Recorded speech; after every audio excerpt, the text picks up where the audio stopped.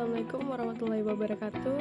Saya Echa Ramadhani Lambana, kelas 11 JKT 2. Saya ingin membaca hasil rangkuman saya mengenai konsep dasar keamanan jaringan. A. Apa itu keamanan jaringan? Keamanan jaringan adalah suatu upaya atau tindakan yang dilakukan untuk melindungi jaringan komputer beserta data yang ada di dalamnya dari berbagai ancaman, serangan, dan akses tidak sah, agar informasi yang dikirim dan diterima melalui jaringan tetap aman, utuh, dan hanya bisa diakses oleh pihak yang berhak. Memahami konsep dasar. 3 tujuan utama keamanan jaringan. 1. Kerahasiaan. Kerahasiaan setara dengan privasi. Kerahasiaan dapat dirancang untuk mencegah informasi yang sensitif dan memastikan orang yang memiliki akses merupakan orang yang tepat. Kadang-kadang, untuk menjaga kerahasiaan, data dapat melibatkan pelatihan secara khusus bagi yang mengetahui dokumen tersebut. 2. Integritas. Integritas melibatkan menjaga konsistensi, akurasi, dan kepercayaan data. Data tidak boleh diubah, dan langkah-langkah sebaiknya dapat diambil untuk memastikan data tidak dapat diubah oleh orang-orang yang tidak berkepentingan. 3. Ketersediaan.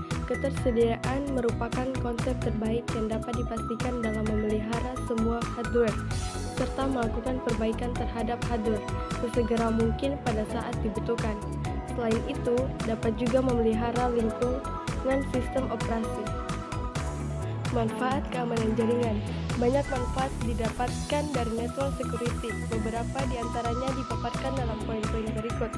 1. Mengurangi risiko terjadinya pencurian dan sabotase data. 2. Membantu melindungi jaringan sistem dari spyware dan virus berbahaya. 3. Memastikan data pada jaringan tetap utuh dan aman tanpa melakukan modifikasi. Jenis-jenis network security. 1. Firewall. 2. Perlindungan virus dan malware. 3. Email security. 4. Access control. 5. Keamanan aplikasi. 6. Cloud security. 7. Keamanan situs. 8. Data loss prevention. 9. VPN. 10. Segmentasi. Kontrol keamanan jaringan. A. Kontrol fisik atau physical control. Kontrol ini berfungsi untuk melindungi perangkat keras jaringan secara langsung dari kerusakan, pencurian, atau bencana. B. Kontrol teknis atau technical control. Bertujuan untuk mengamankan data dan sistem melalui teknologi atau perangkat lunak. C. Kontrol administratif atau administrative control. Merupakan kebijakan prosedur dan pelatihan yang mengatur perilaku pengguna dalam menggunakan jaringan secara aman. Tujuan sistem keamanan jaringan. Tujuan sistem keamanan jaringan adalah untuk melindungi data, informasi, dan sumber daya jaringan dari berbagai ancaman, agar jaringan dapat berjalan dengan aman, andal, dan stabil. Sistem keamanan jaringan tidak hanya berfungsi untuk mencegah serangan, tetapi juga untuk menjaga kelancaran komunikasi dan kepercayaan pengguna terhadap sistem. B. Bentuk ancaman dan faktor penyebab ancaman. 1. Ancaman fisik, teknis, dan administratif. A. Sniffer. B. Spoofing. C. Remote attack. D. Hole. E. Pricking. F. Hacker. G. Cracker. 2. Faktor penyebab ancaman. A. Ancaman fisik atau fisikal. B. Ancaman logik atau logikal. 3. Metode penyerangan. A. DDoS attack. B. Man in the Middle attack atau MTM. C. Unauthorized access. D. Insider threat. E. Privileged accession. F. SQL injection. 4. Jenis-jenis serangan. A. Malware. B. Pencurian kekayaan intelektual. C. Pencurian identitas. D. Pencurian perangkat dan informasi. E. Sabotase. F. Pemerasan informasi. G. Serangan media sosial. H. Mobile malware. C. Kategori ancaman atau serangan. 1. Interception. Interception adalah pihak yang diautorisasi untuk mengakses suatu data atau informasi pada sistem. 2. Interception.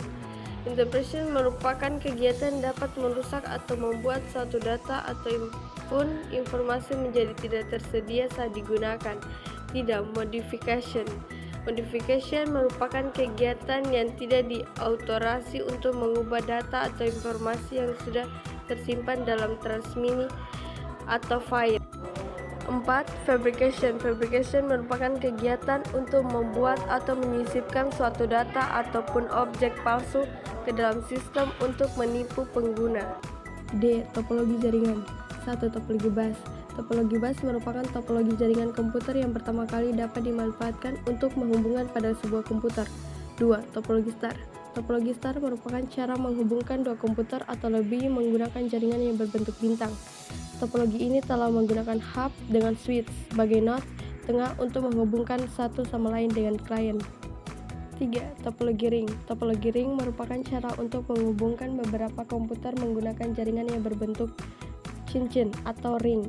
Pada umumnya, topologi ini telah menggunakan LAN card agar saling terkoneksi. 4. Topologi mesh. Topologi mesh merupakan jenis topologi gabungan dari topologi star dan ring. Topologi mesh sendiri adalah suatu bentuk hubungan antar komputer yang setiap komputernya terhubung secara langsung ke komputer lainnya dalam satu jaringan. 5. Topologi tree. Topologi tree merupakan jenis topologi gabungan dari beberapa topologi star yang dapat dihubungkan dengan topologi bus. 6. Topologi linear. Topologi linear lebih dikenal dengan topologi bus beruntut. Topologi jaringan komputer ini umumnya telah menggunakan satu kabel utama untuk menghubungkan setiap titik sambungan pada setiap perangkat komputer. 7. Topologi peer-to-peer. Topologi peer-to-peer adalah jenis topologi yang sangat sederhana. Hal ini karena hanya menggunakan dua perangkat komputer agar saling terhubung. 8. Topologi hybrid. Topologi hybrid merupakan jenis topologi gabungan dari beberapa topologi yang berbeda. 2. Jaringan small office dan home office. 3. Jaringan data kentar. A. Memahami data kentar. B. Fungsi data kentar. C. Cara kerja data kentar. D. Komponen data kentar. E. Jenis-jenis kentar. F. Cara memilih data kentar yang baik. 4. Sistem cloud virtualisasi. A. Cloud computing. B. Proses virtualisasi pada cloud computing. C. Karakteristik virtualisasi. D. Jenis virtualisasi di cloud computing. E. Manfaat virtualisasi di cloud computing. Sekian dari saya, kurang dan lebihnya saya mohon maaf. Wassalamualaikum warahmatullahi wabarakatuh.